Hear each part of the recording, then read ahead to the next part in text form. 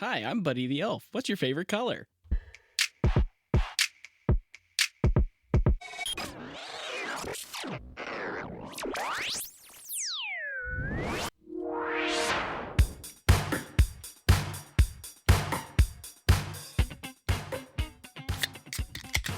Hey, and there's the opening crack. Hey, It's time.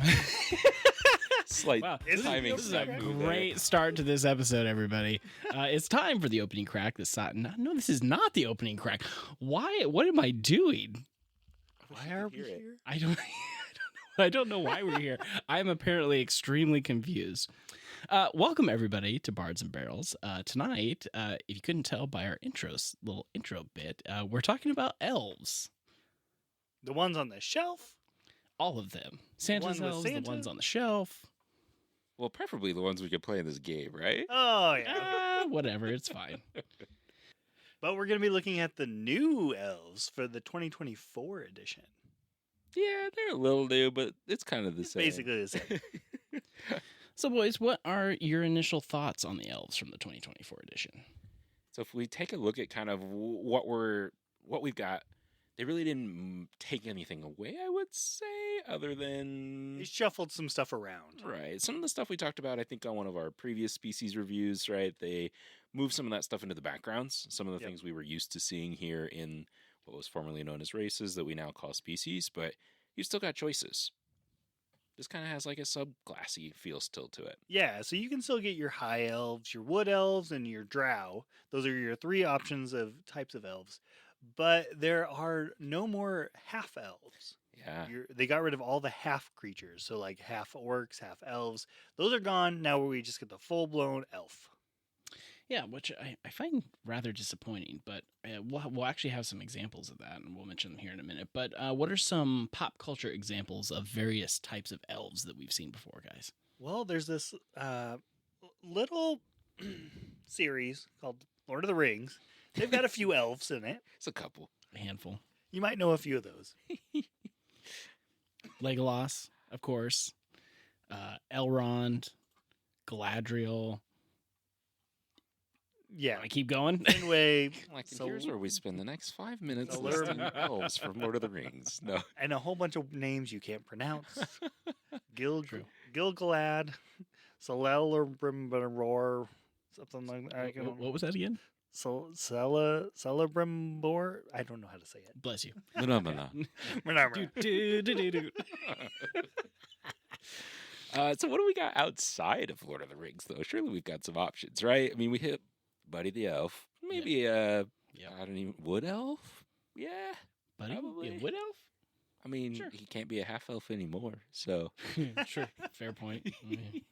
He might have more of that elf background instead of like an actual species trait. yeah, that makes sense.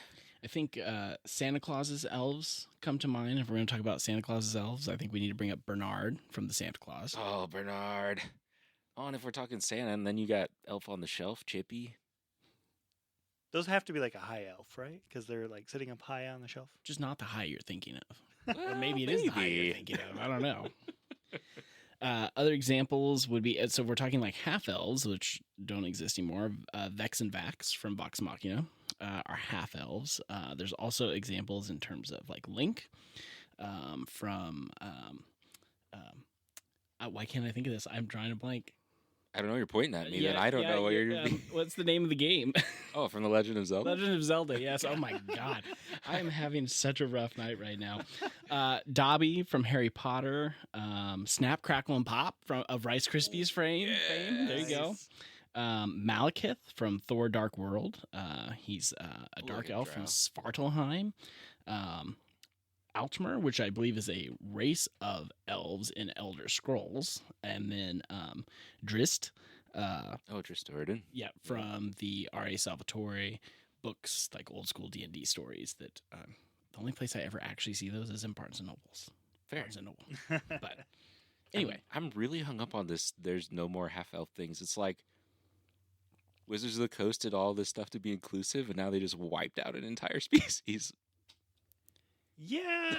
And you can't tell me there's not some cross Like, mingling going on between your species. Yeah, we need to dig a little bit more into, like, how does that work? Surely there's a way to build that still, right? I would think it'd have to be coming somehow. If you're a humanoid race, I feel like there's a good chance there's going to be a half version. You know, that's probably why they want you to buy the 2024 version of the DM's guide. That's fair. So you can learn about all that? Yeah. I mean, your campaign is going to have bards in it. We all know that bards don't stay within species realm, so That's fair. You're right. Anyway, general traits for elves. What do we got going on there? still have dark vision. 60 feet. They have their elven lineages, like we talked about. So that's the drow, the high elf, or the wood elf. And within those, so the drow are kind of like your dark elves. So with those, you get to increase your dark vision range. And then as you level up, you can get additional spells that come along with that ancestry.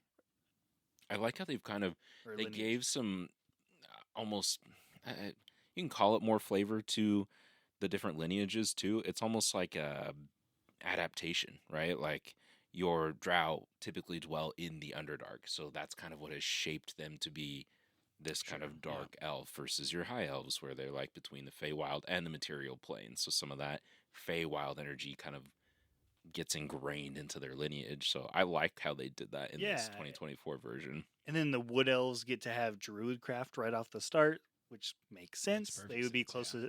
closer to a druid. But outside of the lineages, they also get Fey ancestry, which is having an advantage on saving throws, or being able to end the charmed condition. You also have keen senses, so you have insight. You have proficiency in insight, perception, and survival, and you don't get to sleep. Elves just Ever. kind of go into this little trance. One of the things I thought was interesting, so the old 2014 version of Fey Ancestry used to have also included in that magic couldn't put you to sleep.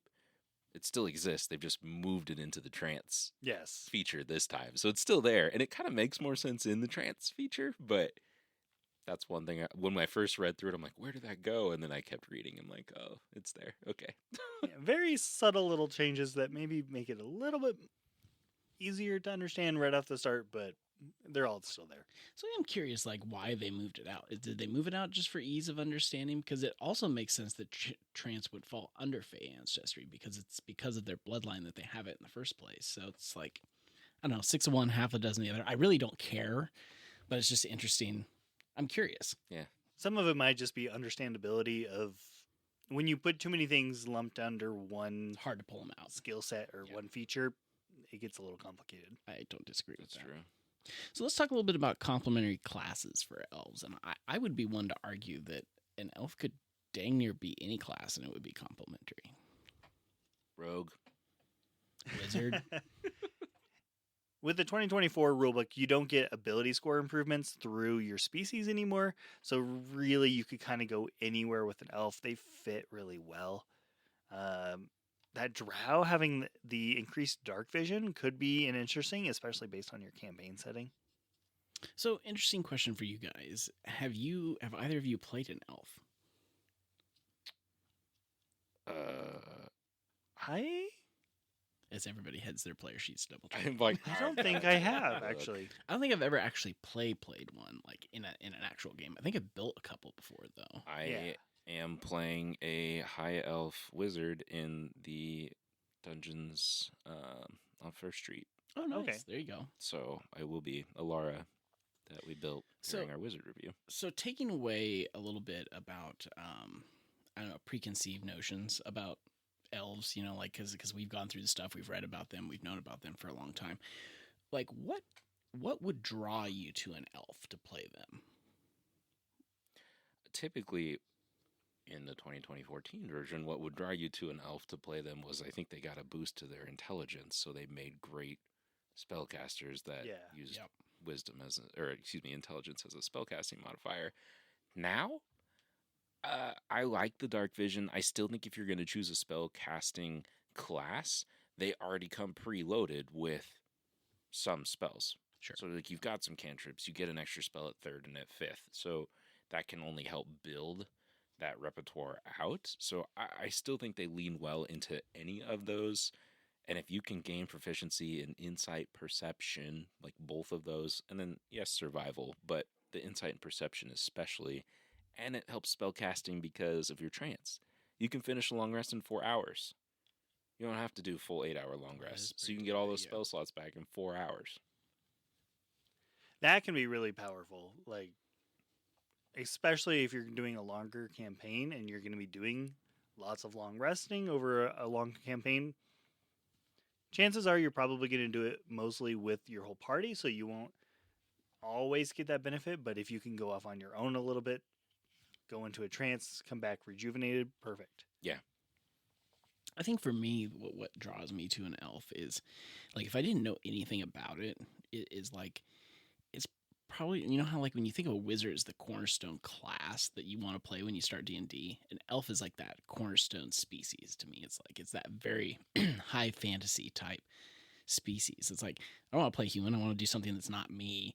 I'm probably not typically going to think of like gnomes, halflings, things like that right off the top of my head, but an elf comes to mind pretty quick. Thank you, Lord of the Rings. It is so that's- funny though, because when we think about it, you're like, yeah, elf, high fantasy, and then as you like kind of get into it, you read through it, you're like, yeah, elf, like humanoid, like Yeah. human with ears, But you're very right. I mean, it has that appeal. They just feel magical by nature. I think is Yeah. part of that. But they're And still approachable. yes, I agree. Yeah. So it's a good way to maybe dip your toes into role playing a little bit more with doing something a little bit outside of your comfort zone. If you're just getting into D&D, this is a great one to go for your first character. Any final thoughts before we get out of here on elves, guys? I'll let you know how it goes playing one in this campaign. Heck yeah. Is Spock an elf? Oh man. Just leave the space elves. We'll just out have of to this. leave that for next time. We're just gonna leave it right there. Yep, that's exactly right. He's an astro elf. it's gonna do it for this. Wow. That's gonna do it for this episode of Bards and Barrels. You can listen to past episodes of the show anywhere podcasts can be found. You can also follow us on Facebook, Instagram, and YouTube at Bards and Barrels. We'll see you soon.